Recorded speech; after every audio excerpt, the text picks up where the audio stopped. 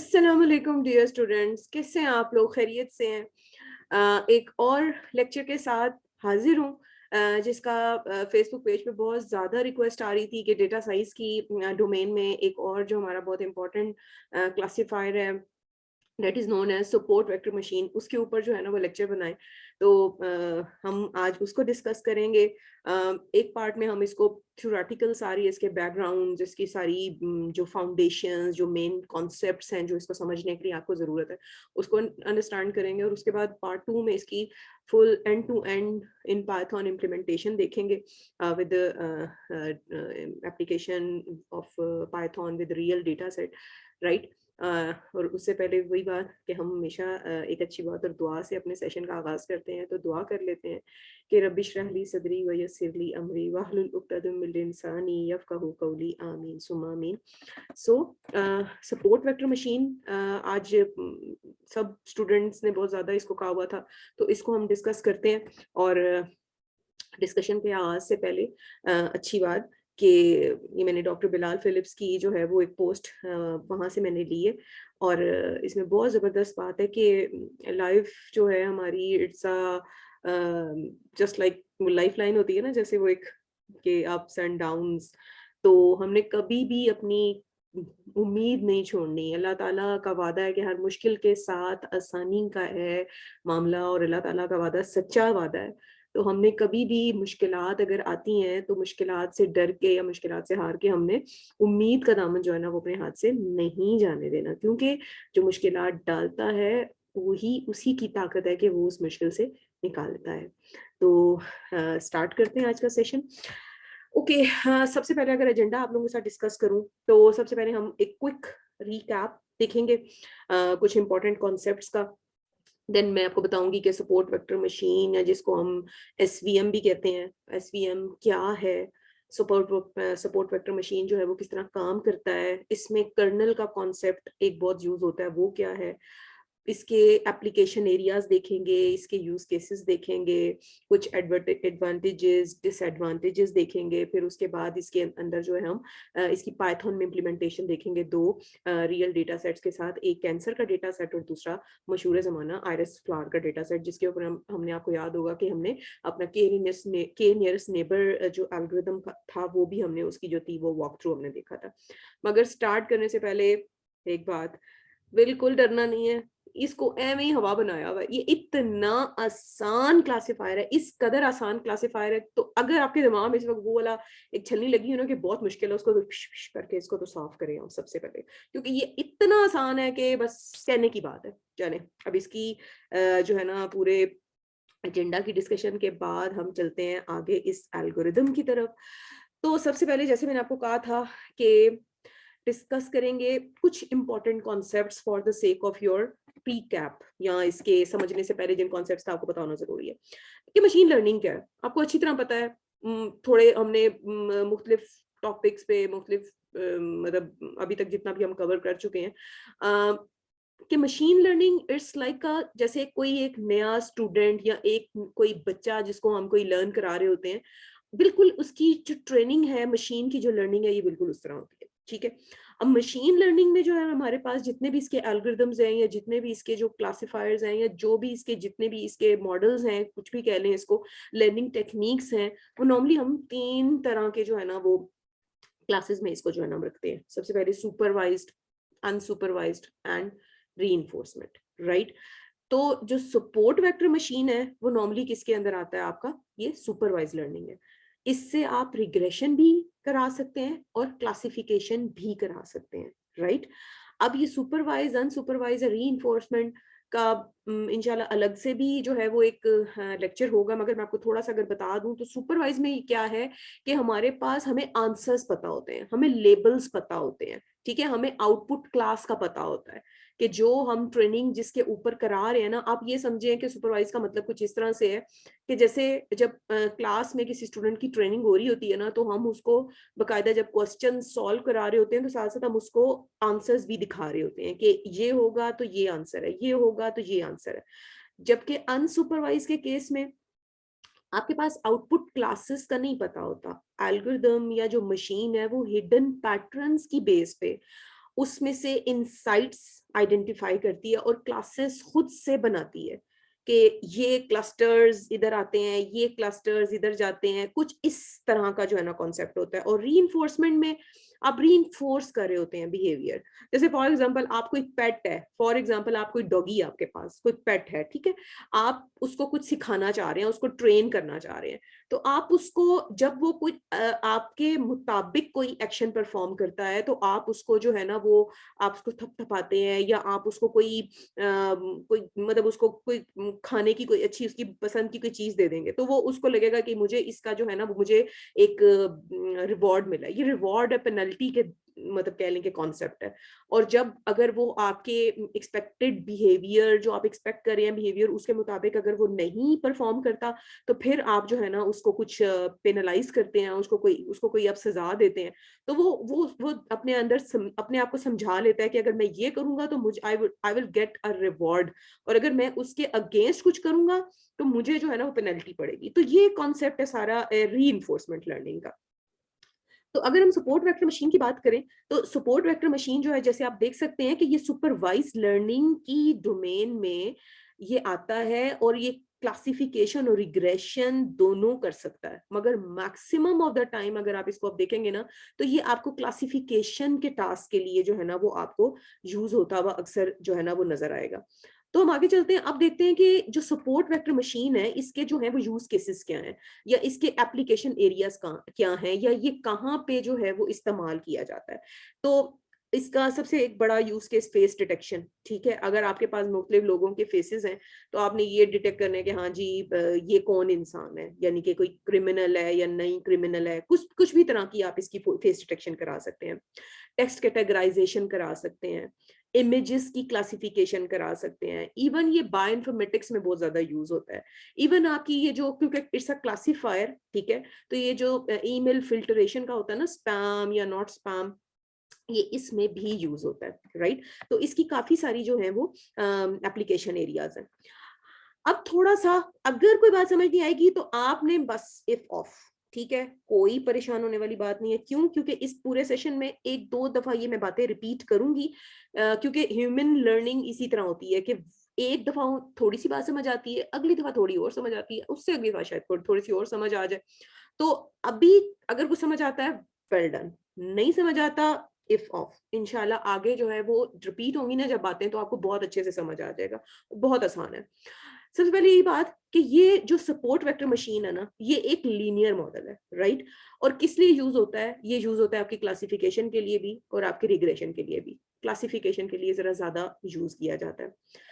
दूसरी बात ये कि ये लीनियर और नॉन लीनियर दोनों तरह के प्रॉब्लम्स को सॉल्व करने के लिए आप इसको इस्तेमाल कर सकते हैं, इसको सपोर्ट वेक्टर मशीन को।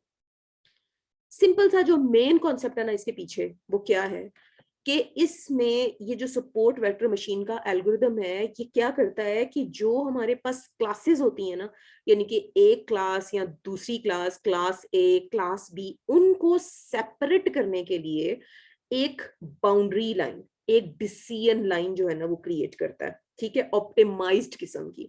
ऑप्टिमाइज क्या होता है वो आपको पता है कि ऑप्टिमम सोल्यूशन, ऑप्टिमाइज किस्म का सोल्यूशन कि जो कि बेस्ट एवर पॉसिबल वे में आपके डेटा को, आपके क्लासेस को वो डिवाइड कर सके, ठीक है, ताकि जब कोई नया इंस्टेंस आए, जब कोई एग्जाम्पल आए जिसको आपने बताना हो कि हाँ जी इसकी क्लास ए है या इसकी क्लास बी है, तो वो क्या करेगा, वो उस डिसीजन बाउंड्री, यानी कि हमने जो दो क्लासेस के दरमियान पार्टीशन करने के लिए हमने बाउंड्री वॉल बनाई है, वो उससे कंप्यूट करके डिसीजन लेगा कि हमारा आने वाला इंस्टेंस वो क्लास ए से बिलोंग करता है या वो क्लास बी से बिलोंग करता है, ठीक है। ये इसका सिंपल सा एक जो था ना वो एक मेजर इसका कॉन्सेप्ट था। अगर नहीं भी समझ आया तो कोई बात नहीं, आगे जब हम इसकी एग्जांपल्स देखेंगे ना तो फिर आपको ज्यादा इसमें जो है ना वो क्लैरिफिकेशन आएगी। तो देखते जाते हैं एग्जांपल। अब देखें, एक एग्जांपल मैं आपको दिखाती हूँ यहाँ पे कि यहाँ पे मैंने क्या किया हुआ है कि यहाँ पे हमारे पास आपको पता है ट्यूमर सेल्स जो होते हैं वो या जैसे उर्दू में रसौली शायद कहते हैं, ट्यूमर सेल जो है वो दो तरह के होते हैं, या दो मेन कैटेगरीज में उसको डिवाइड करते हैं। एक होते हैं बिनाइन और एक होते हैं मेलिग्नेंट। ठीक है, बिनाइन होते हैं जो इतने हैजर्डियस नहीं होते, जो इतने मतलब कह लें कि खतरनाक नहीं होते, जो जबकि मेलिग्नेंट जो होता है वो दैट इज क्वाइट डेंजरस। ठीक है, तो यहाँ पे अगर आप देखें इसको, तो यहाँ पे जो है हमारे पास ये जो ब्लू डॉट्स हैं राउंड वाले जो हैं, ये हमारे पास हैं बिनाइन सेल्स, और ये जो नीचे है ना स्टार्स वाले, ये किससे डिनोट किए हुए हमने, ये है मेलिग्नेंट। ठीक है, जो मतलब खतरनाक है। तो इस तरह से हमारे पास इस डेटा सेट में दो क्लासेस हैं, दो तरह के कैंसर सेल्स हैं। ठीक है, तो अब हमें क्या है कि हमने एक ऐसा क्लासिफायर जो है वो बिल्ड करना है। ठीक है, जो कि क्लासिफाई करेगा कि कौन से पेशेंट्स हैं जो कि जिनका जो पॉइंट्स डेटा पॉइंट्स हैं जो कि बिनाइन से ताल्लुक रखते हैं, और कौन से हैं जिनका मेलिग्नेंट से ताल्लुक रखते हैं। क्योंकि अभी आप ये देख लें इसको, यहाँ पे आपको दो मेजर जो है ना वो क्लासेस नजर आ रही है। तो अब क्या है कि हमने एक ऐसा मॉडल ट्रेन करना है कि जिसमें हम उसको लेबल डेटा एलिमेंट्स देंगे। ठीक है, कि बिनाइन और ये जो बात हो रही है इसकी मेलिग्नेंट की, ये लेबल्ड है। ठीक है, ये हमने बताया हुआ है, ये आउटपुट क्लासेस के लेबल्स हैं। हम इसको लेबल डेटा प्रोवाइड करेंगे मॉडल को बिल्ड करने के लिए। क्यों? क्योंकि जैसे हमने पहले ही जिक्र किया, ये सुपरवाइज लर्निंग से ताल्लुक रखता है, और यहाँ पे जो डेटा होता है, जहाँ पे जो हम ट्रेनिंग डेटा देते हैं, वो लेबल्ड होता है।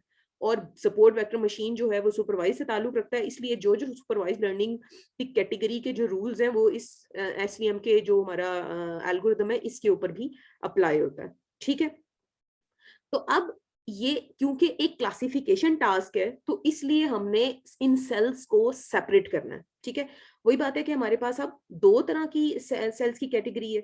तो हमने क्या किया है कि हमने इस वक्त इसको एक ब्लू लाइन से, आप देख रहे हैं कि यहाँ पे हमने एक ब्लू लाइन से इसको जो है हमने क्या किया है, सेपरेट कर दिया। ठीक है, एक तरफ हो गए सारे आपके बिनाइन सेल्स और एक तरफ हो गया हमारे पास मेलिग्नेंट सेल्स। ठीक है, इसको हम, ये जो हमने ब्लू लाइन खींची है, इसको हम कहते हैं डिसीजन बाउंड्री। अब इसको हमने डिसीजन बाउंड्री क्यों कहते हैं? क्योंकि हमने डिसाइड करना है, हमने एक डिसीजन लेना है। ठीक है, कि अगर हम दो क्लासेस है हमारे पास ए और बी, ठीक है, तो अगर हमारे पास डेटा जो है वो अगर फॉर एग्जांपल ए क्लास के करीब होगा, तो हम उसको क्या कहेंगे कि ये लेट्स सपोज ये मेलिग्नेंट है। और अगर बी क्लास के करीब होगा तो इसका क्या मतलब है कि ये हमारे पास जो है वो बेनाइन सेल है। ये उसकी बात हो रही है जब हमारे पास एक अननोन इंस्टेंस आएगा। आपको पता है ना कि मशीन लर्निंग एल्गोरिथम में हम डिवाइड करते हैं अपने डेटा को, कुछ डेटा हम ट्रेनिंग के लिए रखते हैं और कुछ डेटा हम टेस्टिंग के लिए रखते हैं। तो जो ट्रेनिंग वाला डेटा होता है उसकी जो आउटपुट होती है वो मॉडल को पता होती है, जबकि जो टेस्टिंग वाला होता है उसका मॉडल को नहीं पता होता। तो फिर हम उसको क्या कहते हैं कि वो हमारे पास एक अननोन है, उसके ऊपर हम टेस्ट करेंगे, उसके ऊपर हम अपने मॉडल को चेक करेंगे कि हाँ जी हमारा मॉडल जो है वो कितना अच्छा परफॉर्म कर रहा है, ताकि हम उस कॉन्फिडेंस पे, उस टेस्ट डेटा के आने वाले रिजल्ट्स के कॉन्फिडेंस पे हम उसको डिप्लॉय कर सकें उन सिचुएशंस में जहां पे बिल्कुल भी हमें पता नहीं है कि अब रिजल्ट्स जो है हमारे पास क्या होंगे। तो उसके लिए हमें पहले उसको टेस्ट करना जो है वो जरूरी है। ठीक हो गया? अब आप एक चीज नोट करें कि हमने यहाँ पे ब्लू लाइन के साथ साथ दो लाइनें और बनाई हुई है। ठीक है, एक हमारी जो है वो ग्रीन लाइन है और एक लाइन जो है हमारी वो येलो लाइन है। अब आप सोच रहे होंगे कि हमने ये दो लाइनें क्यों बनाई हैं, जब ब्लू लाइन थी तो हमने ये दो लाइनें हमने क्यों बनाई हैं? तो इसका जो आंसर है वो मैं आपको देती हूँ आगे। अब एक चीज देखें कि हमने ब्लू लाइन से जो है वो हमने इसको सेपरेट किया कि एक तरफ हमारा एक तरह का डेटा चला गया और एक तरफ हमारा जो है वो दूसरी तरह का डेटा चला गया। अब अगर हमने क्लासिफिकेशन परफॉर्म करनी है, तो मॉडल जो है वो क्या करेगा, वो डिसीजन बाउंड्री के हिसाब से हमारे आने वाले इंस्टेंस को, यानी कि जिसको हमने अप्रोप्रिएट क्लास असाइन करनी है कि आया वो बिनाइन कैटेगरी से बिलोंग करता है या वो मेलिग्नेंट कैटेगरी से बिलोंग करता है, तो उसके लिए हमें जो है वो एक डिसीजन बाउंड्री की जरूरत है। ठीक है, जिसको हम हाइपर प्लेन भी कहते हैं। अब ये क्या चीज है, ये आगे जाके मजीद हम इसकी डिस्कशन में जाएंगे। बस अभी तक आप ये समझें कि इन दो क्लासेस को सेपरेट करने के लिए हमने एक बाउंड्री वॉल जो है ना वो बनानी है। राइट, तो अब इस बाउंड्री वॉल को हमने किस तरह से आइडेंटिफाई करना है, क्योंकि यहाँ पे तो काफी सारी बाउंड्री वॉल्स हो सकती हैं। ठीक है डियर स्टूडेंट्स, अब यहाँ पे अगर आप एक चीज नोट करें ना, ये देखें जो ब्लू लाइन थी ना, ये ब्लू लाइन दोनों केसेस में अगर मैं आपको कंपेयर करके बताऊं, ठीक है, ब्लू लाइन जो है वो आपके दोनों क्लासेस को, यानी कि यही मैलिग्नेंट और बिनाइन दोनों को डिवाइड कर रही है। मगर आप ये देखें कि हमने कुछ येलो और ग्रीन लाइन भी बनाई है, तो ये क्यों बनाई है? अब अगर आप देखें कि ये वाली क्लास इस क्लास के ओपोनेंट है और ये वाली क्लास इस क्लास के ओपोनेंट है, same is the case with here कि यहाँ पे ये वाली क्लास इसके ओपोनेंट और ये वाली क्लास इसके ओपोनेंट, ठीक है। अब कहते हैं ना कि आप ये समझें कि ये ना दो फौजें आमने सामने खड़ी हैं, अगर मैं आपको समझाने के लिए, ठीक है। अब इन नीली वाली फौज में जो सबसे आगे वाला सिपाही है ना, इसका ये वाला जो दूसरी फौज के बिल्कुल करीब है, ठीक है, हम यहां से इसके साथ से एक लाइन ड्रॉ कर देते हैं, जैसे हमने यहाँ पे भी ड्रॉ की है। और ये जो दूसरी फौज है जो इसके ऑपोजिट खड़ी है, इसका जो सबसे करीबी, इस फौज के सबसे करीबी जो हमारा सिपाही है ना, उसके साथ से हमने एक लाइन जो है ना वो ड्रॉ कर दी है। यानी कि इस फौज का ये ओपोनेंट है, तो इधर से इस सिपाही के साथ से हमने जो है ना एक लाइन ड्रॉ कर दी है। और ये जो ये वाली पूरी फौज है, इसके सामने जो सबसे पहला सिपाही आ रहा है ना, उसके सामने से हमने एक जो है ना सब्ज वाली जो है ना हमने लाइन ड्रॉ कर दी है। अब ये हमने जो ड्रॉ की हैं, ये बेसिकली ये देखें, यहाँ पे भी हमने ड्रॉ की है इसी तरह से, और यहाँ पे भी ड्रॉ की है, यहाँ पे भी की है, यहाँ पे भी की है। डेटा उसी तरह का है, देख रहे हैं आप, ये वही वाला डेटा है, ये वही वाला डेटा है, मगर यहाँ पे कुछ आपको ये जो लाइंस की पोजीशंस हैं ये आपको डिफरेंट नजर आ रही हैं। अब ये समझाने का मकसद क्या है? अब आप ये देखें कि जब हमने ये नीली और सब्ज वाली लाइनें लगाई है ना, तो ये आपको ऐसी फीलिंग आ रही है जैसे एक रोड बन गई है, ऐसे लगता है ना जैसे एक सड़क बना दी है आपने। तो इसका कॉन्सेप्ट क्या है कि आपने वो वाली सड़क आइडेंटिफाई करनी है एज अ ऑप्टिमल डिवीजन या as an optimal decision boundary, जिसकी चौड़ाई जो है ना वो ज्यादा है, ठीक है। ये बहुत ही आसान जिसे कह लें कि जुबान में मैं आपको समझाने की कोशिश कर रही हूँ कि ये जो हमने वो वाली सड़क सबसे ऑप्टिमल, वो वाली हमने सोल्यूशन या हमने वो वाला हाइपर प्लेन या वो वाली डिसीजन बाउंड्री हमने आइडेंटिफाई करनी है जिसकी जो चौड़ाई है ना वो सबसे ज्यादा है। अब चौड़ाई का मतलब क्या है कि अगर मैं आपको ये बताऊं कि अगर फॉर एग्जाम्पल हम डिस्टेंसेस को अगर टैग कर देना कि येलो से ब्लू तक का डिस्टेंस है फॉर एग्जाम्पल A1 और ग्रीन से ब्लू तक का डिस्टेंस है A2, तो A1 प्लस A2 का अगर हम टोटल करें ना तो बन जाएगा A, सही। तो इसका जो A है, ये जो हमने इस पूरे डिस्टेंस को कहा है A, या हम इसको कह देते हैं, इसी तरह इसको कह देते हैं हम A2। तो आप ये खुद अंदाजा लगाएं कि सेम तरह की प्रेजेंटेशन में अगर हम इसको कह रहे हैं A1 और इसको हम कह रहे हैं A2, या लेट सपोज हम इसको कह रहे हैं M1 या इसको हम कह रहे हैं M2, यानी कि ये जो डिस्टेंस है, ठीक है, ये वाला डिस्टेंस है, ये सड़क की चौड़ाई जिसे आप कह लें। अगर इस सड़क की चौड़ाई को नाम रखा है हमने M1 और इस सड़क की चौड़ाई का नाम रखा है हमने M2, तो जो इसका कॉन्सेप्ट है सपोर्ट वेक्टर मशीन का with respect to hyper plane, वो क्या कहता है कि आपने वो वाला जो है आपने सिलेक्ट करना है hyper plane with the maximum margin, ठीक है। ये जो मैं आपको कह रही थी ना सड़क की चौड़ाई, इसको टेक्निकल टर्म में हम कहते हैं मार्जिन। ये जो डिस्टेंस है, ये जो हमने दो इनको ऐड करके, दो डिस्टेंसेस को ऐड करके हमने सम अप करके निकाला था, ये दो डिस्टेंसेस को ऐड करके हमने सम अप करके निकाला था, ठीक है। तो अब अगर इसको हम देखें तो ये M1 था, ये था M2, तो यहाँ पे लॉजिकल सी बात हमें क्या नजर आ रही है? बताएं बताएं। यहाँ पे M1 जो है वो बड़ा है M2 से, यानी कि जो सड़क की चौड़ाई ये वाली है वो बड़ी है इस वाली सड़क की चौड़ाई से।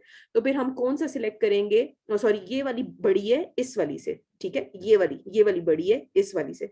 तो फिर हम क्या सिलेक्ट करेंगे? ये वाला, ठीक है। और इसको हम क्या कहेंगे? मैक्सिमम मार्जिन हाइपर प्लेन, ठीक है।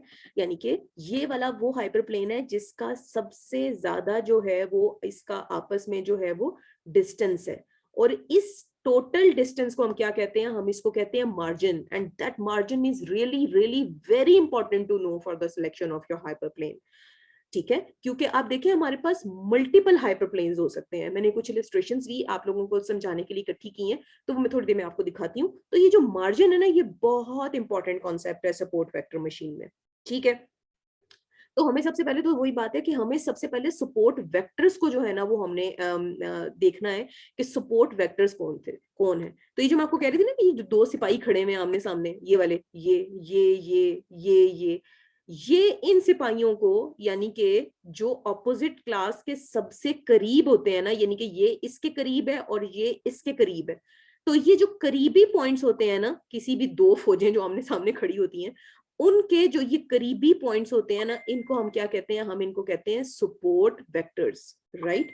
हम इनको सपोर्ट वेक्टर्स क्यों कहते हैं, हम इनको सपोर्ट वेक्टर्स इसलिए कहते हैं क्योंकि इनसे गुजर के हम लोगों ने जो है वो क्या किया था, अपने इनसे हमने दो लाइनें ड्रॉ की थी, जिससे हमने अपने हाइपर प्लेन का जो है फैसला करना था कि जिधर जिसका मार्जिन, या जिसमें सबसे ज्यादा वो सड़क की चौड़ाई है, जिसको मैं मार्जिन कह रही हूँ टेक्निकल टर्म्स में, उसको हमने जो है ना वो मैक्सिमल मार्जिन हम क्या कहते हैं, उसको कहते हैं हाइपर प्लेन, राइट। तो इस तरह से ये दोनों क्लासेस का आपको पता चल गया कि इन दोनों को हम कह रहे हैं सपोर्ट वेक्टर्स। और ये कौन से पॉइंट्स हैं जो कि ओपोनेंट क्लास के जो है आप देख सकते हैं, वही ग्रीन और येलो जहां से वो दो लाइनें गुजरी हैं, उनको जो टच कर रहे हैं, they are known as support vectors. और एक सपोर्ट वेक्टर मशीन का ये एक एडवांटेज भी है कि ये बजाय पूरे जिसे कहते हैं ना होल डेटा सेट को यूज करने के बजाय, ये सिर्फ उन सपोर्ट वेक्टर्स को यूज करता है एक ऑप्टिमल किस्म का हाइपर प्लेन आइडेंटिफाई करने के लिए, ठीक है। ये इसका सबसे बड़ा एडवांटेज भी है, कह लें कि ये जो है वो सपोर्ट वेक्टर जो है ना हमारे पास बेसिकली ये काम करता है, ठीक है। तो अब आपने देख लिया कि हमारे पास जो है वो दो तरह के, तो फिर हमने क्या सिलेक्ट किया, हमने ये वाला हाइपर प्लेन सिलेक्ट किया, क्यों, क्योंकि यहाँ पे मार्जिन जो है वो ज्यादा है, यानी कि सड़क की जो चौड़ाई है, ये मार्जिन है वो हमारे पास ज्यादा है, ठीक है। अब ये मार्जिन ज्यादा क्यों हम रखते हैं, या क्या वजह है इसकी, उसकी वजह ये है, यहाँ पे अगर आप देखें ना, तो एक बात है कि ये डेटा जो है ना वो लीनियरली सेपरेबल है, ठीक है। लीनियरली सेपरेबल होने का क्या मतलब है कि ये डेटा सेपरेट किया जा सकता है। ये जो दो क्लासेस हैं, ये जो डेटा पॉइंट्स हैं, अगर हम इसको लीनियरली सेपरेबल मॉडल लगाएं ना इसका, सपोर्ट वेक्टर मशीन का, तो ये हमारे लिए काम करेगा। क्यों, क्योंकि ये दोनों क्लासेस सेपरेट हो सकती हैं एक डिसीजन बाउंड्री से आराम से, ठीक है। अगर हमारे पास कुछ इस तरह का डेटा हो, आप परेशान ना हो, आगे बहुत सारी एग्जांपल्स हैं इस तरह की जिसमें आपको बताऊंगी कि किस तरह कब ऐसी सिचुएशन होती है जब लीनियरली डेटा जो है ना वो एक लाइन से, लीनियर का क्या मतलब है कि एक लाइन से आप आराम से उसको सेपरेट कर सकें। अगर हमारे पास मिक्स तरह का डेटा है ना, ठीक है, तो फिर एक लाइन, चाहे किसी भी तरह की लाइन हो ना, वो उसको लीनियरली सेपरेट नहीं कर पाएगी, ठीक है। तो फिर हमारे पास क्या होगा, हमारे पास मिसक्लासिफिकेशन होने के चांसेस हैं, ठीक है। तो जब हमारे पास नॉन लीनियरली सेपरेबल डेटा होगा ना, तो फिर वो क्या होगा, वो एक स्ट्रेट लाइन से सेपरेट नहीं हो सकेगा। तो फिर हमें क्या होगा, हमें उसके लिए मजीद कुछ ट्रिक्स लगाने पड़ेंगे। और वो ट्रिक्स क्या होते हैं, उसको अभी अगर थोड़ा सा आपको मैं बता दूं, तो उसको हम कहते हैं कर्नलिंग, ठीक है। हम कर्नल अप्लाई करते हैं। तो अब क्या है कि जब हम हमारे पास जब मॉडल, हम कह लें कि जब हम कर्नल अप्लाई करते हैं, तो हमारे पास इस तरह की सिचुएशन हो जाती है कि अब हम उसको सेपरेट कर सकते हैं। तो सेपरेट करने का मुराद, या सेपरेट करना हमारे लिए क्यों जरूरी है, क्योंकि उसकी वजह ये है कि अगर हम उसको सेपरेट नहीं करेंगे, तो हमारा जो मॉडल है वो एक्यूरेट रिजल्ट्स नहीं देगा, ठीक है। उसकी परसेंटेज ऑफ एक्यूरेसी जो है ना वो इतनी अच्छी नहीं होगी, और वो हमारा एक अच्छा ट्रेंड मॉडल नहीं होगा। तो इसीलिए हम जो है कुछ ऐसी ट्रिक्स अप्लाई करते हैं जिसे हम अपने डेटा को जो है वो हम किसी हद तक सेपरेट कर सके, ताकि हमारे लिए क्लासिफिकेशन जो है वो हमारे लिए काफी हद तक आसान हो जाए, ठीक है। जैसे अब हमने मार्जिन की भी अभी हमने एक बात देखी थी कि अगर हम ये मार्जिन जो हमने सबसे ज्यादा वाला मार्जिन, ये जो राइट हैंड साइड वाला आपने देखा था, ये जो हमने ये सिलेक्ट किया है, इसकी वजह ही क्या थी कि हम इसको कहते हैं कि ये हमारे पास सबसे मैक्सिमम मार्जिन है ना, तो इसको हम क्या कहते हैं, मैक्सिमम मार्जिन हाइपर प्लेन। और इसकी वजह से हमारे जो चांसेस होते हैं ना एरर के, वो कम हो जाते हैं, ठीक है। और अगर हमारे पास मिनिमम मार्जिन होता ना, जैसे हम ये लेफ्ट हैंड साइड वाला अगर आप देखें, अगर हम इसको हाइपर प्लेन को सिलेक्ट करते, तो जो मिस क्लासिफिकेशन के चांसेस है ना वो हमारे पास ज्यादा हो जाते। फॉर एग्जाम्पल, अगर हमारे डेटा पॉइंट्स इंक्रीज हो जाते ना, तो क्या होता, ये लेफ्ट वाले इमेज के केस में, तो हमारे जो पॉइंट्स हैं वो बहुत ज्यादा एक दूसरे के क्लोज आते। और मार्जिन अगर ह्यूज है, तो इसका क्या मतलब है, हमारे पास जो प्रिडिक्शन, जो हमारे पास एक्यूरेट प्रिडिक्शन के चांसेस जो हैं वो हमारे पास बढ़ गए हैं, और मिस क्लासिफिकेशन के चांसेस जो हैं हमारे पास कम हो गए हैं, ठीक है। तो इसीलिए हम कहते हैं कि हमने ऐसी डिसीजन बाउंड्री लगानी है या ऐसा हाइपर प्लेन लगाना है या ऐसा बेस्ट हाइपर प्लेन लगाना है जो कि मैक्सिमम मार्जिन हाइपर प्लेन होगा, ठीक है, जिसकी मैक्सिमम विड्थ होगी। वो जिसको मैं सड़क सड़क कर रही थी ना, चौड़ी सड़क, जितना वो चौड़ा होगा उतना ही हमारे पास जो है ना, वो जो नया आने वाले डेटा पॉइंट्स हैं वो इजीली क्लासिफाई हो जाएंगे। और इसीलिए हम क्या करते हैं कि हम अपने क्लासिफिकेशन के पर्पस के लिए जो हाइपर प्लेन की, यानी कि विद रिस्पेक्ट टू इस मार्जिन, उसका जो है हम बहुत ज्यादा ख्याल रखते हैं कि मैक्सिमम मार्जिन हाइपर प्लेन जो है हमने सिलेक्ट करना है। क्यों? क्योंकि हमारे फ्यूचर प्रिडिक्शन पर्पस के लिए, हमारे एक अच्छे ट्रेन एक्यूरेट मॉडल के लिए, हमारे पास लेस एरर रेट के लिए, जो मॉडल हमारे पास लेस एरर जो है वो प्रोड्यूस करेगा, तो हम क्या करेंगे, हमने मैक्सिमम मार्जिन वाला हाइपर प्लेन जो है वो हमने सिलेक्ट करना है, राइट। तो हम आगे मूव करते हैं। अब यहाँ पे देखें कि बात हो रही है कि क्यों सपोर्ट वेक्टर मशीन, ठीक है। मैंने एक और एग्जांपल के थ्रू किया है कि फॉर एग्जांपल एक फ्रूट मार्केट है, ठीक है, और बच्चा जो अपने फादर से पूछ रहा है कि कुछ फ्रूट्स पड़े हुए हैं, कुछ स्ट्रॉबेरीज हैं, कुछ एप्पल्स हैं, मुख्तलिफ तरह के फ्रूट्स पड़े हुए हैं, ठीक है। तो अब ये किस तरह से आपने डिसीजन करना है कि हाँ जी, ये जो पड़ा हुआ फ्रूट है वो स्ट्रॉबेरी है या एप्पल है, ठीक है। ह्यूमन है वो तो फौरन डिसीजन ले लेते हैं, बट अब यहाँ पे मशीन की बात हो रही है। तो अब यहाँ पे वो बच्चे ने एक जो है ना वो पूछा है कि हाँ जी अपने अब्बू से कि आने वाला ये जो ब्लैक हाईलाइटेड क्वेश्चन मार्क के साथ फ्रूट है, ये स्ट्रॉबेरी है या ये एक एप्पल है। तो क्या हुआ कि कुछ सेकंड्स के बाद उसके फादर ने कुछ पैरामीटर्स को, कुछ फीचर्स को दिमाग में रखते हुए उसको बताया कि इट्स अ स्ट्रॉबेरी, राइट। तो अगर हम एक मॉडल बिल्ड करना चाहें जिसमें एक मॉडल हमें बताए कि आने वाला जो फ्रूट है वो किस कैटेगरी से बिलोंग करता है, वो आया कि वो एप्पल है या वो फ्रूट जो है वो स्ट्रॉबेरी है, तो वो किस तरह से होगा। तो उस केस में सपोर्ट वेक्टर मशीन जिसकी हम बात कर रहे हैं कि जो कि एक सुपरवाइज लर्निंग मेथड है, वो क्या करेगा, वो डेटा को देखेगा, ठीक है, और उसको कुछ पैरामीटर्स, कुछ फीचर्स की बेस पे क्लासिफाई करेगा उन्हीं कैटेगरीज में से कि ये एप्पल है या ये स्ट्रॉबेरी है, ठीक है। अब देखें ना, यहाँ पे क्या था, हमारे पास प्रीवियस डेटा मौजूद था, ठीक है।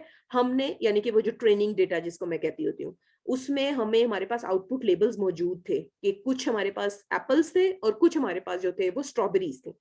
हमने उसकी बेस पे, ट्रेनिंग डेटा भी बेस पे हमने एक मॉडल ट्रेन किया, ठीक है, मॉडल बन गया। अब हमने करनी है प्रिडिक्शन।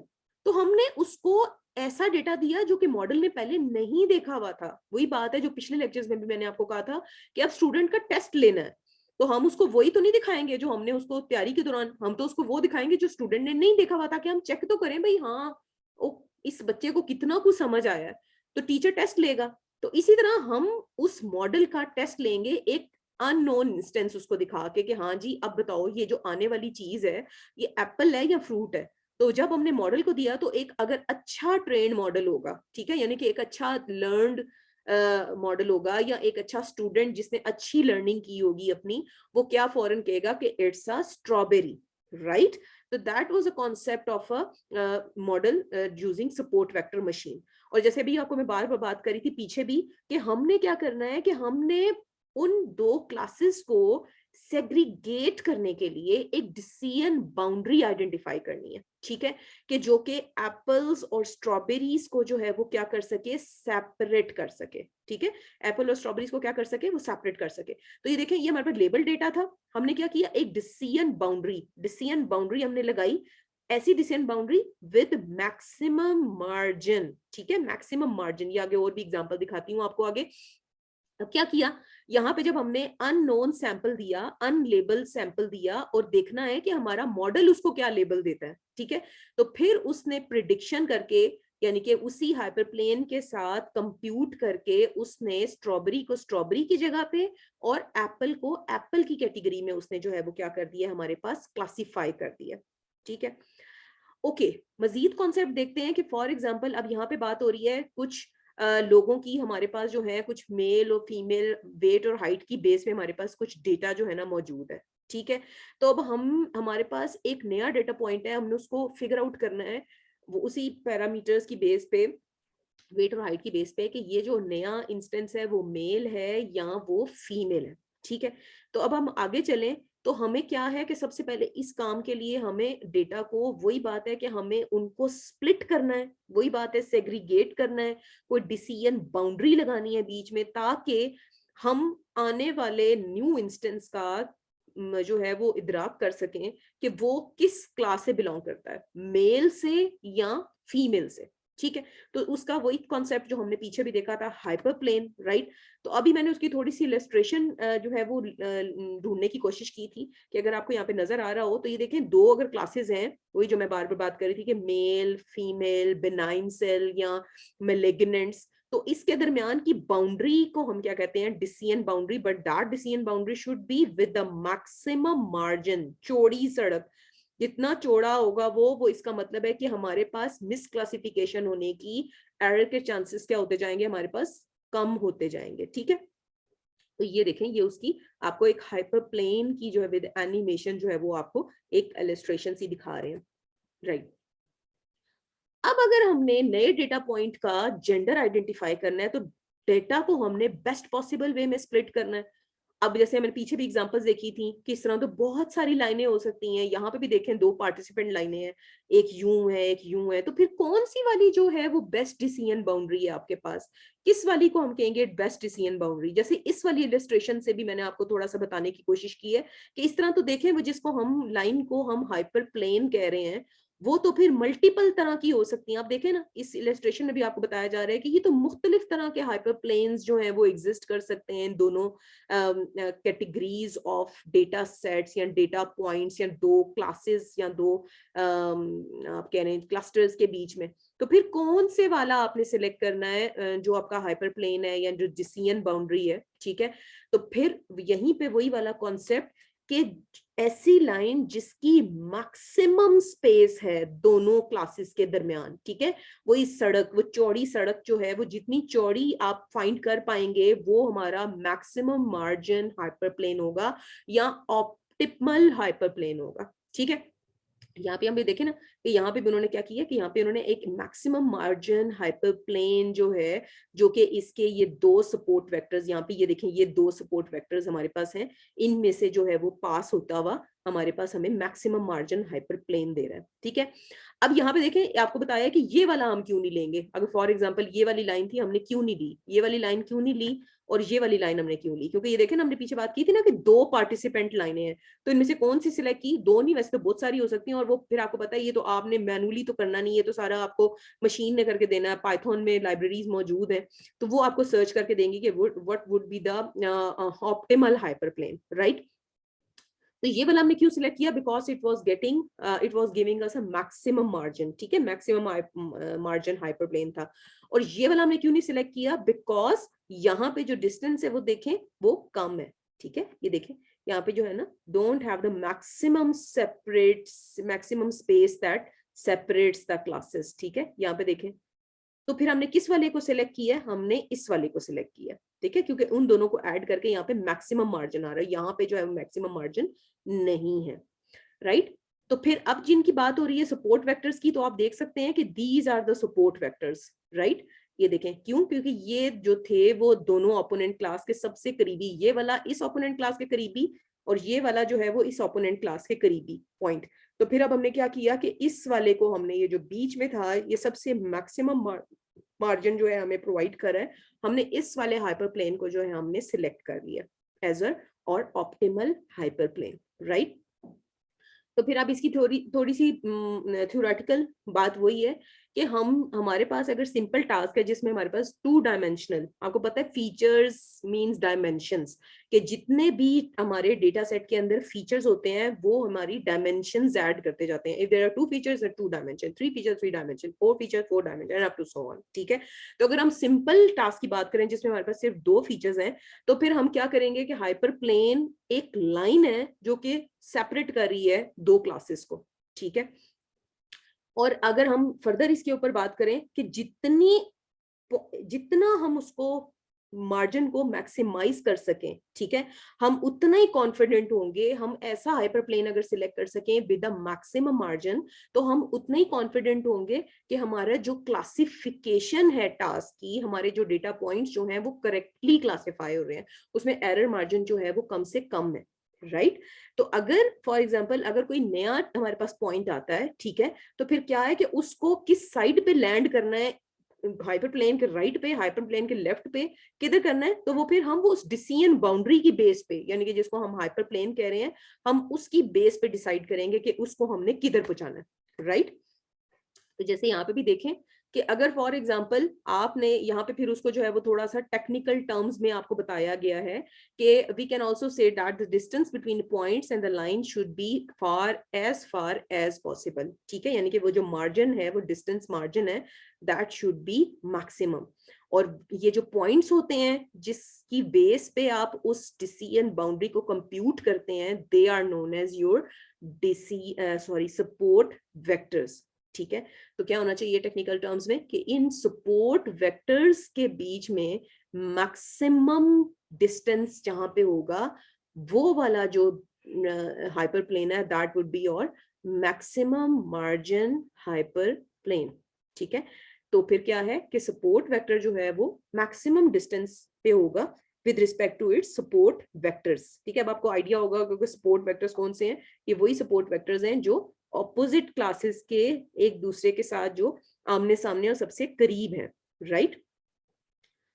ओके, तो फिर वही बात है कि अगर हम सपोर्ट वेक्टर्स की बेस पे हाइपरप्लेन एक ऐसा सिलेक्ट कर लेते हैं जिसका लो मार्जिन है, ठीक है, छोटी पतली सड़क हमने अगर कोई सिलेक्ट कर ली है, तो वहां पे हमारे डेटा के मिसक्लासिफाई होने के चांसेस बढ़ जाते हैं।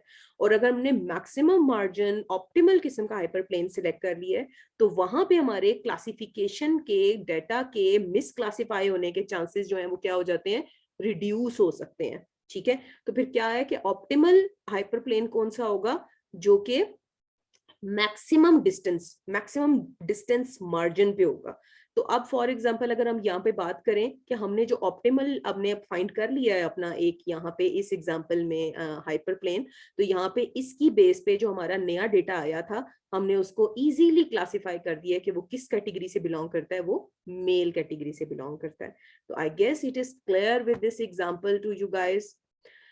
ओके, अब क्वेश्चन है कि हमने वही बात है कि एक्यूरेट या राइट हाइपरप्लेन हमने किस तरह सिलेक्ट करना है, वही बात है कि जो कि दो क्लासेस को सेपरेट कर रहा हो, सेग्रीगेट कर रहा हो डेटा में, ठीक है।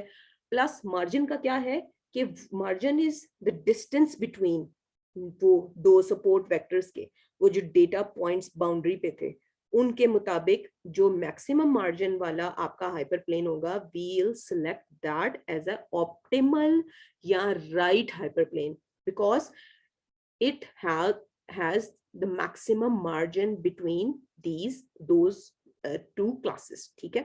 तो फिर क्या है कि अगर आप मैक्सिमम मार्जिन वाला हाइपरप्लेन सिलेक्ट कर लेते हैं, तो डेटा के करेक्टली क्लासिफाई होने के चांसेस बढ़ जाते हैं। और अगर मैक्सिमम मार्जिन वाला आप ऑप्टिमल हाइपरप्लेन नहीं फिगर आउट कर पाते, तो हमारे पास जो क्लासिफिकेशन के चांसेस हैं, एरर के चांसेस हैं, मिस क्लासिफिकेशन के चांसेस हैं, वो क्या हो जाते हैं, हमारे पास बढ़ जाते हैं, ठीक है।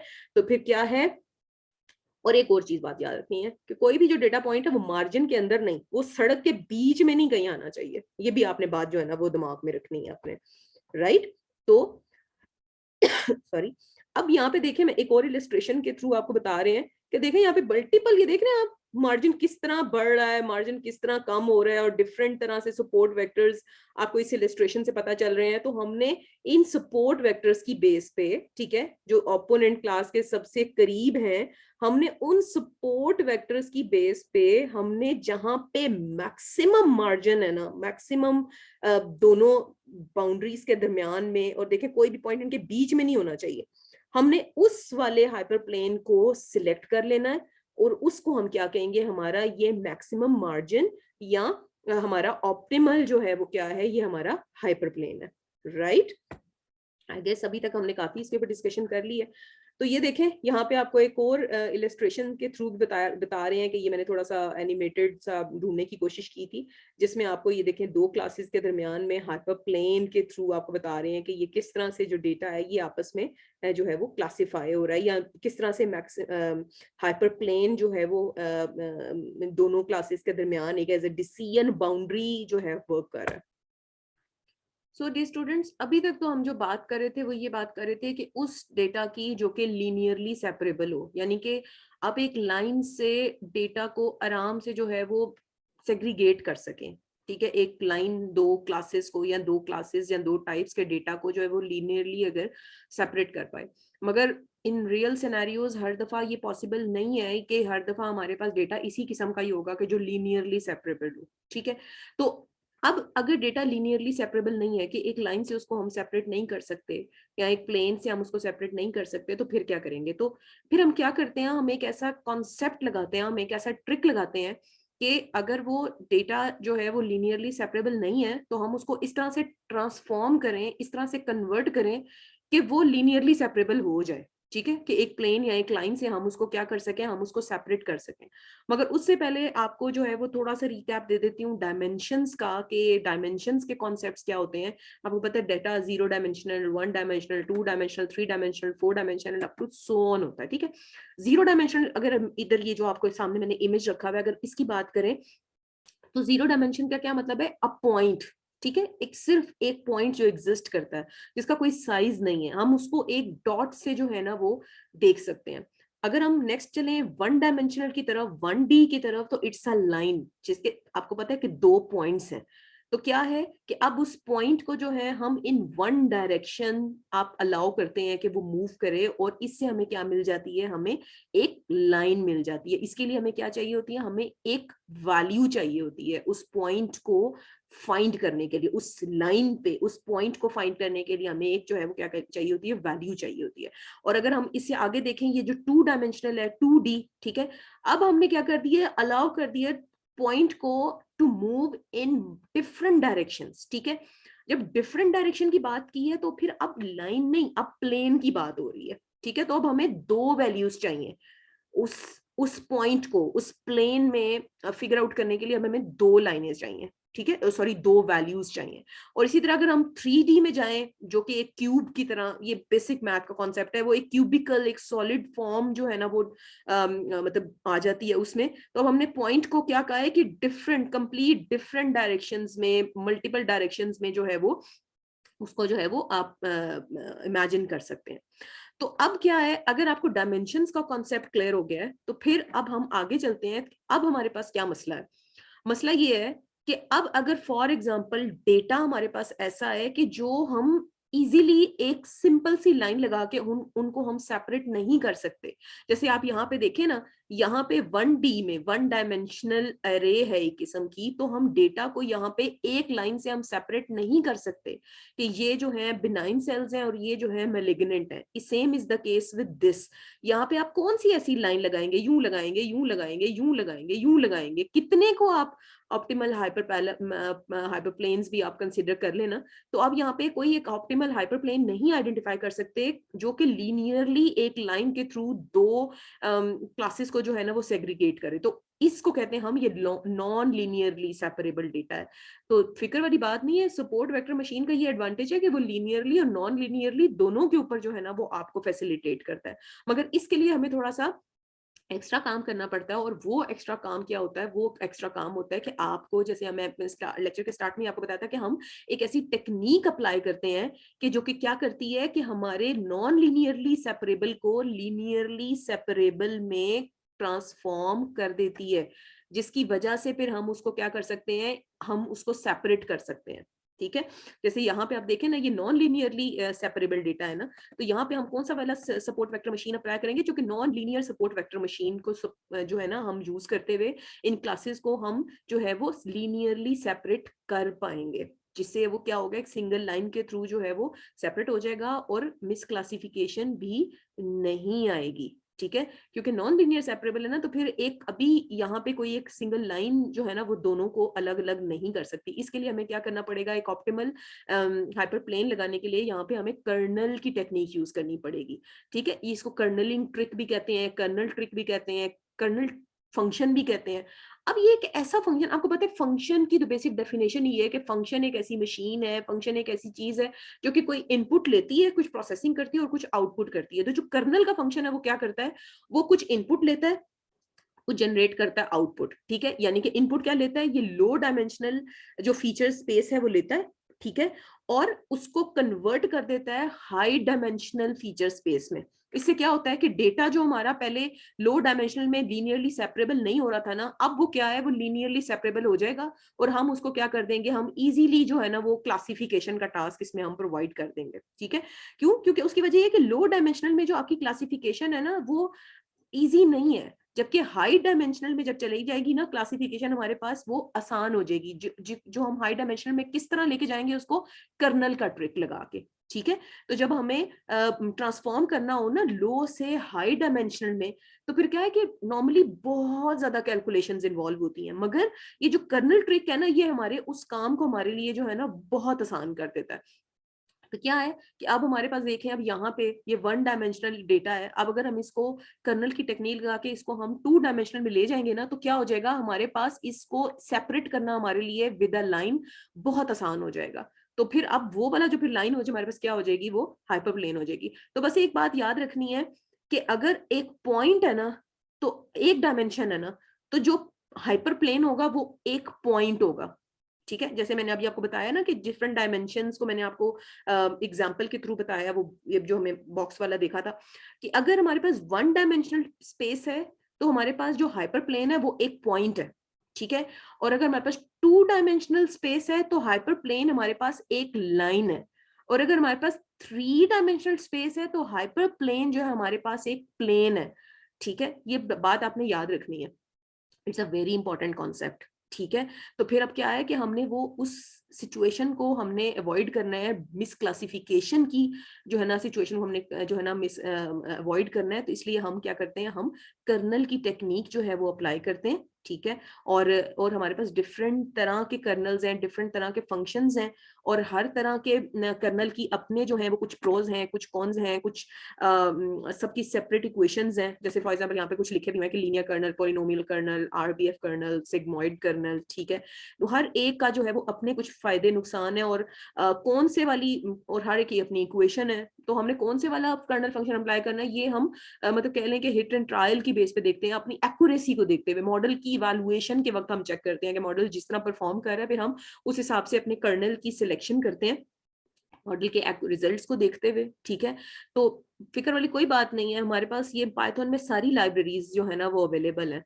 तो हम इसको कहीं मैं आपको इसकी हार्डकोर मैथमेटिक्स में नहीं लेके जा रही, सिंपल सा कॉन्सेप्ट है जो कि आपको बस यहाँ पे जो है वो थोड़ा बहुत आइडिया होना चाहिए, और इंशाल्लाह जब हम इसको पाइथन इंप्लीमेंटेशन में इसको प्रैक्टिस करेंगे तो सारी कंफ्यूजन जो है वो आप लोगों की क्लियर हो जाएगी। ठीक है, अब जैसे यहाँ पे अगर आप देखें, यहाँ पे मुख्तलिफ सिचुएशंस हैं, कि देखें यहाँ पे वो जो मैं आपको बता रही थी कि मुख्तलिफ कर्नल्स एग्जिस्ट करते हैं, linear, polynomial, RBF, sigmoid and up to so on, बेशुमार कर्नल्स जो है वो मौजूद है।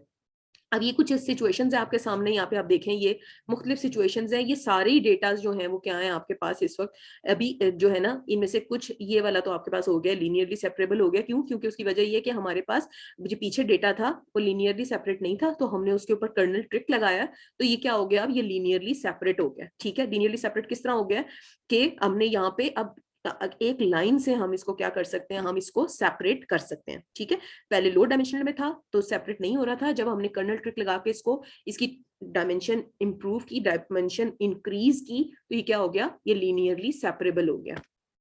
तो अब हम इन सिचुएशंस को बारी बारी जो है ना हम अंडरस्टैंड करते जाते हैं कि क्यों जो है वो मतलब अब ये अगर नॉन लीनियरली सेपरेबल है तो फिर अब इसको लीनियरली सेपरेबल करने के लिए कर्नलिंग किस तरह से काम करेगी। अगर हम इस वाले की बात करें, पहले वाले जो हमारा बिल्कुल सबसे पहले वाला है, तो यहाँ पे मैंने आपको जैसे पहले बताया कि बहुत सारे कर्नल्स हैं, लीनियर, पॉलिनोमियल, आरबीएफ। आरबीएफ जो है जो कर्नल हमारे पास एग्जिस्ट करता है, इसको जो है ये बेसिकली क्या कर रहा होता है, ये हमारे पास किसी भी इनपुट स्पेस, ठीक है, कोई भी हमारे पास किसी भी डायमेंशन की इनपुट स्पेस हो ना, इसका ये फायदा है कि ये वाला जो है ना उसको हाई डायमेंशनल में जो है वो इजीली ट्रांसफॉर्म कर देता है, और फिर क्या है कि आराम से हमारा जो क्लासिफायर है डेटा सेट्स को क्लासिफाई कर सकता है। राइट, इसी तरह से जो हमारा सिग्मॉइड है, ठीक है, दूसरे कर्नल ट्रिक्स की तरह सिग्मॉइड भी हमारे पास कर्नलिंग का कॉन्सेप्ट जो है वो अप्लाई करता है, मगर जैसे जैसे हम लीनियर से पोलिनोमियल, पोलिनोमियल से आरबीएफ, आरबीएफ से सिग्मॉइड की तरफ जूं जूं हम मूव करते हैं ना, तो कॉम्प्लेक्सिटी जो है ना हमारे फंक्शन की, वो हमारी क्या होती जाती है, बढ़ती जाती है। ठीक है। तो फिर क्या है, कर्नल ट्रिक जो है वो नॉन लीनियर को जो लीनियरली सेपरेबल में हमारे पास जो है ना वो ट्रांसफॉर्म करने की जो है वो ताकत रखता है। अगर हम ये इस वाले इमेज की बात करें ना, जो हमारा सबसे फर्स्ट वाला इमेज है, इसकी जो हम बात करें इस वाले की, तो अब हमने कर्नल ट्रिक अप्लाई कर लिया ना इसके ऊपर, तो फिर क्या है कि हम आराम से अब इसके अंदर जो है ना वो एक सेपरेट इस तरह से, ये देखें एक लाइन जो है, हम एक ऑप्टिमल हाइपर प्लेन जो है उसके जरिए हम इसको सेपरेट कर सकते हैं, और जो भी हमारा नया हमारे पास डेटा पॉइंट आएगा हम उसको उस हाइपर प्लेन के मुनासबत से हम आराम से क्लासिफाई कर देंगे कि वो मेलिग्नेंट सेल से बिलोंग करता है या वो बिनाइन सेल से बिलोंग करता है। ठीक है, क्योंकि अब ये लीनियरली सेपरेबल हमारे पास हो गया। ठीक है, मगर अभी यहाँ पे देखें, ये जो दूसरे वाला है ये हमारे पास वन डायमेंशनल है, ये वाला, ये देखें यहाँ पे ये वन डायमेंशनल है, इसके ऊपर अभी कोई कर्नलिंग अप्लाई नहीं हुई है। तो अगर हम इसके ऊपर कर्नलिंग अप्लाई करेंगे तो यहाँ पे कौन से वाला कर्नल, अगर हम इसको लो डायमेंशनल से टू डायमेंशनल में ले जाएंगे, तो अगर हम इसके ऊपर पोलिनोमियल कर्नल अप्लाई करेंगे तो क्या होगा कि हमारे पास ये एक आर्क टाइप शेप में, देखें अगर इसको ड्रॉ करने की कोशिश करूं यहाँ पे, तो ये एक आर्क टाइप शेप में हमारे पास जो है वो इसको सेपरेट कर देगा। ठीक है, यूं करके देखें आर्क टाइप शेप में, कि आर्क के एक तरफ जो है हमारे पास सारे मेलिग्नेंट हो जाएंगे और एक तरफ जो है हमारे पास कौन से हो जाएंगे, बिनाइन सेल्स हो जाएंगे। ठीक है, अगर हम नेक्स्ट पे चलें, ये जो हमारा अगले वाला इमेज है, ठीक है, यहाँ पे भी हमारे पास डेटा जो है वो नॉन लीनियरली सेपरेबल है। अगर यहाँ पे फॉर एग्जांपल हम कौन से वाला कर्नल अप्लाई करें, अगर थोड़ा सा डेटा को देखते हुए अगर हम यहाँ पे आरबीएफ अप्लाई करें, ठीक है, तो फिर क्या होगा, यहाँ पे भी आरबीएफ अप्लाई करने से हम जो है यहाँ पे अपना जो डेटा है आराम से उसको लीनियरली सेपरेबल कर देंगे। मगर यहाँ पे किस तरह से बनेगा, कुछ arc sorry zig zag type, कुछ वेवी टाइप जो है ना हमारे पास इसकी जो है ना वो सेपरेशन या डिसीजन बाउंड्री जो है हमारी बनेगी। और अगर आखिरी वाले बात करें तो यहाँ पे जो है ना वो देखने से पता लग रहा है कि यहाँ पे अगर हम सिग्मोइड, ठीक है, सिग्मोइड कर्नलिंग अप्लाई करते हैं तो वो कुछ यूं एस शेप बन जाएगा, एस शेप, जिस तरह वो लॉजिस्टिक रिग्रेशन होता है। ठीक है, कि एक थ्रेश होल्ड होगा हमारे पास 0.5 का, अगर तो 0.5 से बड़ी आ रही होगी वैल्यू, लाइक इसको हम कंसीडर 1 कर लेंगे, और अगर इनके एल्स केस अगर 0.5 से कम आ रही होगी तो हम उसको एज ए कंसीडर 0 कर लेंगे। तो फिर हम इससे क्या कर सकते हैं कि हम इस तरह से डेटा को सेपरेबल बना सकते हैं, कि जो कि ओरिजिनली हमारे पास क्या था, नॉन लिनियरली सेपरेबल था। तो यहाँ पे भी वही बात हो रही है कि मुख्तलिफ किस्म के कर्नल्स जो हैं वो एग्जिस्ट करते हैं, और हम हिट एंड ट्रायल की बेस पे अपने मॉडल की एक्यूरेसी को, मॉडल की इवैल्यूएशन को चेक करते हुए हम डिसाइड करते हैं कि कौन से वाला कर्नल हमने यूज करना है। यहाँ पे फिर एक नेक्स्ट तरीके से सेम चीज समझाने की कोशिश की है कि अब यहाँ पे क्या था, ये डेटा जो था वो नॉन लीनियरली सेपरेबल था। ठीक है, तो हमने क्या करना है, अब इसको सेपरेबल तो करना है, तो हमने क्या किया, हमने कर्नल फंक्शन यूज किया। ये वन डायमेंशनल था, हमने एज ए इनपुट इस डेटा को, वन डायमेंशनल को, कर्नल को हमने फीड किया, और कर्नल ने हमें क्या कर दिया, इसको एज आउटपुट टू डायमेंशनल में इसको हमने ट्रांसफॉर्म कर दिया। ठीक है, तो जब टू डायमेंशन में ट्रांसफॉर्म किया तो ये हमारे पास लीनियरली सेपरेबल हो जाएगा। ये देखें, अब यहाँ पे क्या किया कि यहाँ पे हमने कर्नल को दिया था, पीछे कर्नल ने इसको टू डायमेंशनल में कर लिया, टू डायमेंशनल में किया, तो ये देखें अब ये आराम से, ये देखें यहाँ पे ये आराम से हम इसको क्या कर सकते हैं, सेपरेबल कर सकते हैं। ये बिल्कुल ऐसी बात है कि जैसे एक प्लेन है ना फॉर एग्जाम्पल, उसके ऊपर कुछ बॉल्स पड़े हुए हैं। ठीक है, अब वो वन डायमेंशनल में पड़े हुए हैं, आपने क्या किया, उसको हवा में उछाल दिया, राइट। अब क्या होगा, कुछ बॉल्स ऊपर कुछ बॉल्स नीचे, तो अब बीच में आप उनके जो है ना वो एक प्लेन लगा के उनको लीनियरली सेपरेट कर सकते हैं। मैंने कुछ मजीद इलस्ट्रेशंस इसकी जो है वो देखी है, मैं आपको समझाने की कोशिश करती हूँ। उससे भी यहाँ पे भी आप देखें, यहाँ पे भी अगर हम कर्नलिंग का कॉन्सेप्ट देखें तो यहाँ पे ये ग्रीन डॉट्स हैं आउटसाइड बाउंड्री और रेड डॉट्स हैं जो अंदर हैं, इसको भी हमने अब सेग्रीगेट करना है। अब अगर फॉर एग्जांपल आप इसको लीनियरली सेपरेट करने की कोशिश करते हैं ना, सेग्रीगेट करते हैं एक डिसीजन बाउंड्री से, तो ये नहीं होंगे। क्यों, क्योंकि ये एक ऑप्टिमल हाइपर प्लेन नहीं है। देखें ना, आप इसको लाइन से सेपरेट करेंगे तो that is not linearly separable, right. अब अगर इसके ऊपर हम कर्नलिंग की टेक्निक लगाएंगे ना, वही कि लो डायमेंशनल से हाई डायमेंशनल में ले जाएंगे, तो ये देखें, इसको जब हम लो से हाई में लेके गए तो आराम से इसके बीच में आपने एक प्लेन लगाया, और जो हमारे दोनों सेट ऑफ डेटा पॉइंट्स हैं वो आपस में क्या हो गए हैं, ये 2D में एग्जिस्ट करता था, हम इसको 3D में ले गए हैं। तो क्या हुआ, 2D से 3D में गया तो ये दोनों जो मतलब कहने क्लासेस है उसके बीच में हाइपर प्लेन आया, और ये दोनों आपस में क्या हो गए, लीनियरली सेपरेबल हो गए। ठीक है, ये देखें यहाँ पे भी नॉन कि इनपुट स्पेस हमारी थी 2D की, हम उसको ले गए 3D में। तो क्या हुआ कि हमने देखे, ऐसे लगता है ना जैसे पहले एक प्लेट में पड़े हुए थे सारे, हमने यूं करके उछाला हवा में, 3 डायमेंशनल में ले गए, तो फिर क्या हुआ, कुछ नीचे हो गए कुछ ऊपर हो गए, और बीच में इसका हाइपर प्लेन लगा देंगे। ये देखें, यहाँ पे भी नॉन लीनियर एक और तरीके से समझाने की कोशिश किया, ये थोड़ी सी एनिमेशन के साथ, थोड़ी इलस्ट्रेशन के साथ, कि ये देखें कि ये जो है ना वो 3 डायमेंशनल में है, तो बीच में हमने एक हाइपर प्लेन लगाया, तो क्या हो गया, कुछ ऊपर और कुछ नीचे। तो इसको थोड़ी सी और इलस्ट्रेशंस के साथ भी आपको दिखाती हूँ कि कर्नलिंग ट्रिक लगा के किस तरह से इसको जो है ना सेपरेट किया जा सकता है। यहाँ पे देखें को जो है मैं आपको थोड़ा सा दिखाने की कोशिश करूं, अगर कि यहाँ पे अगर आप देखें, इसको प्ले करते हैं,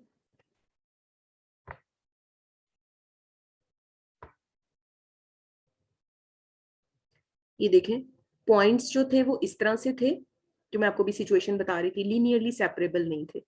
आपने कर्नल ट्रिक लगाया और इसको जो है आप इसकी डायमेंशन इंक्रीज कर दिया आपने, तो अब देखें आप आराम से इसको जो है ना वो सेपरेट कर सकते हैं यूजिंग अ प्लेन। ये देखें आपको इसकी इलस्ट्रेशन भी दिखा रहे हैं कि ये देखें ये प्लेन के जरिए आपने इसको जो है वो क्या कर दिया, डेटा पॉइंट्स को आपने क्या कर दिया है, सेपरेट कर दिया। ठीक है, तो अब आसानी से आप इसको जो है वो क्लासिफाई कर सकते हैं, और जो पहले नॉन लीनियर सेपरेबल होने की वजह से क्लासिफिकेशन मिस क्लासिफाई होने के डेटा के चांसेस बहुत ज्यादा थे, अब क्या हुआ है कि अब चांसेस ऑफ मिस क्लासिफिकेशन जो है वो क्या हो गए हैं आपके पास, नियर टू जीरो हो गए हैं। ठीक है, ये डेटा ऐसा था, आपने कर्नलिंग टेक्निक अप्लाई की, आप इसको हाई डायमेंशनल में ले गए, और हाई डायमेंशनल में लेके जाने से आपने इसको क्या कर दिया, इसको यूजिंग अ प्लेन आपने इसको सेपरेट कर दिया। ठीक है, एक और एग्जांपल आपको दिखाती हूँ। अब अगर हम इस वाली एक और विजुअलाइजेशन देखें कि जिसमें हम बात कर रहे थे, अब यहाँ पे देखें ये भी एक नॉन लिनियर सेपरेबल डेटा था, इसके ऊपर भी कर्नलिंग की टेक्निक अप्लाई की, तो ये देखें ये जब हाई डायमेंशनल में गया, तो ये देखें यहाँ पे आराम से एक हाइपरप्लेन को यूज करते हुए इसको जो है वो सेपरेबल कर दिया गया, और आराम से अब इसकी क्लासिफिकेशन हो सकती है, जो कि पहले हमें जो है वो पॉसिबल नहीं लग रही थी कि हम इसको आराम से सेपरेट कर सके। ठीक है, तो ये देखें यहाँ पे आपको एक और एनिमेशन के थ्रू जो है वो इलस्ट्रेट करने की जो है वो कोशिश की है कि कैसे कर्नलिंग ट्रिक जो है वो अप्लाई होती है। एक और एग्जांपल दिखाती हूँ आपको।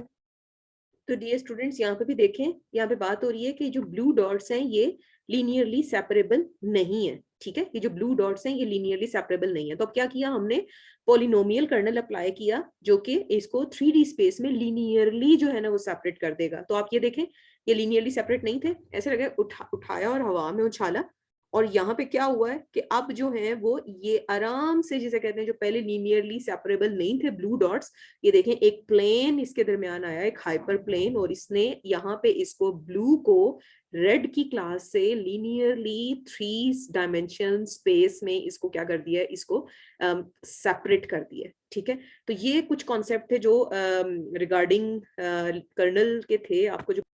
ओके, अब इसकी थ्योरेटिकल कॉन्सेप्ट्स की तरफ थोड़ा सा हम एंड की तरफ आ रहे हैं कि इसके फायदे और नुकसान, जैसे को पता है हर मशीन लर्निंग क्लासिफायर के जो है वो कुछ अप्स एंड कुछ डाउन्स होते हैं, तो इसके भी कुछ फायदे हैं और कुछ इसकी डाउन साइड्स हैं। मतलब सबसे बड़ा इसका फायदा ये है कि ये हाई डायमेंशनल स्पेस में बहुत इफेक्टिव है।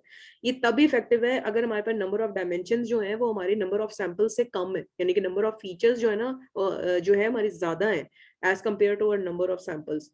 इसका एक और जो सबसे बड़ा फायदा ये है कि ये ट्रेनिंग पॉइंट्स का जो है ना वो सबसेट यूज करता है डिसीजन फंक्शन के लिए, इसीलिए ये मेमोरी एफिशिएंट भी है। यानी कि जैसे पहले बात हो रही थी ना कि ये सपोर्ट वेक्टर्स, यानी कि पूरे ट्रेनिंग डेटा सेट के बजाय ये सपोर्ट वेक्टर्स को जो है ना वो यूज करता है for finding its optimal hyper plane.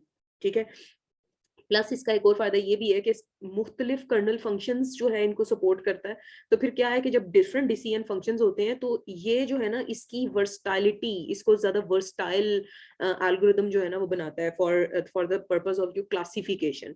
और अगर हम इसकी थोड़ी सी डाउन साइड की बात करें, तो अगर हमारे पास नंबर ऑफ फीचर्स जो है वो बहुत ज्यादा हो जाए as compare to number of samples, यानी कि जो हमारे भी डेटा रोज हैं, तो फिर जो है ना we have to avoid overfitting. ठीक है, कोई फिर कर्नल यूज करते हुए फिर हमें जो है ना वो कर्नल फंक्शन यूज करते हुए फिर हमें वो जो ओवर फिटिंग की एक सिचुएशन है ना उसको अवॉइड करने के लिए कुछ भी करना पड़ता है। तो प्लस ये कि आगे चलते हैं इसकी, हम नेक्स्ट हमारे पार्ट में हम इसकी इम्प्लीमेंटेशन की तरफ चलेंगे। तो आपको पता है कि जब भी हमने कोई भी मतलब एल्गोरिथम अप्लाई करना होता है तो सबसे पहले स्टेप क्या है कि हमने सबसे पहले तो डेटा एक्वायर करना है कि जिसके ऊपर हमने अपना एनालिसिस परफॉर्म करना है। ठीक है, डेटा एक्विजिशन, आपको पता है डेटा साइंस की जो पाइपलाइन है उसका पहला स्टेप है कि हमें क्या करना है, सबसे पहले तो हमने डेटा जो है ना वो आइडेंटिफाई करना है, देन उसके बाद हमने उसके ऊपर ईडीए करना है, डेटा को एक्सप्लोर करना है, डेटा को विजुअलाइज करना है, डेटा को अंडरस्टैंड करना है, एक्सप्लोर करना है, ईडीए अप्लाई करना है। देन उसके बाद हमने क्या करना है कि डेटा को हमने ट्रेनिंग और टेस्ट में स्प्लिट करना है, ठीक है। टेस्ट में ट्रेन में हम उसको डाटा को जो है वो सॉरी मॉडल को हम ट्रेन करते हैं, जैसे स्टूडेंट को हम सिखाते हैं, बच्चे को सिखाते हैं, और टेस्टिंग में हम उसको चेक करते हैं, ताकि हम जब उसको रियल सिचुएशन में हम उसको डिप्लॉय करें तो हम उसके ऊपर कॉन्फिडेंट इनफ हो कि वो मॉडल हमारा सही एक्यूरेटली परफॉर्म कर रहा है। और उसके बाद क्या है कि हमने जब मॉडल जनरेट करना है तो फिर हमने उसकी हाइपर पैरामीटर ट्यूनिंग करनी है कि मॉडल जो है हमारा वो ठीक काम कर रहा है और हमारे पास जो डिजायर्ड एक्यूरेसी है वो आ रही है।